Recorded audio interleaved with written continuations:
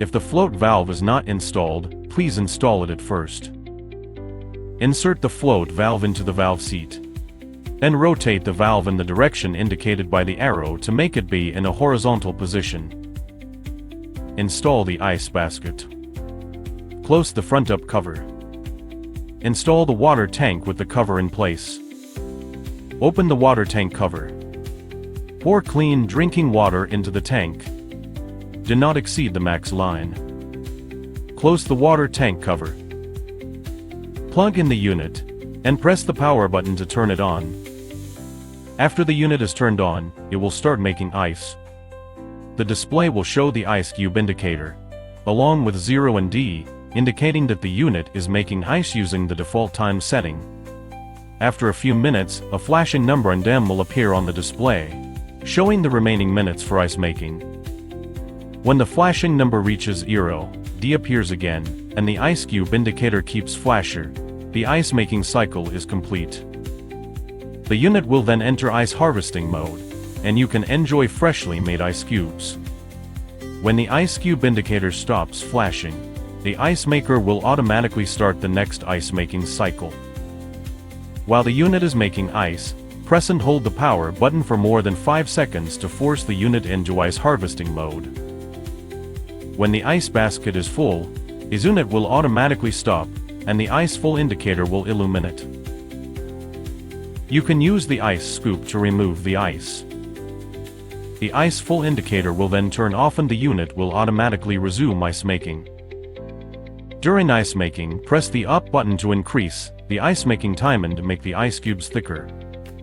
The time can be increased by up to 6 minutes. Press the down button to decrease the ice making time and make the ice cubes thinner. The time can be decreased by up to 6 minutes. When the water level is too low, the low water indicator will illuminate and the unit will stop operating. Add clean drinking water to the water tank.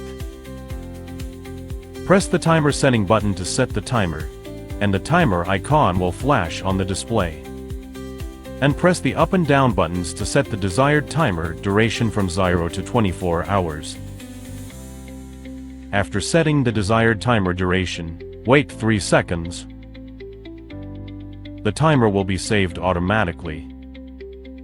After the timer is successfully set, press the timer setting button once to view the remaining time. Press it again to cancel the timer. Press the power button to turn off the unit. And you can set an on timer in standby mode. When the timer ends, the unit will turn on automatically. Make sure there is enough water in the water tank.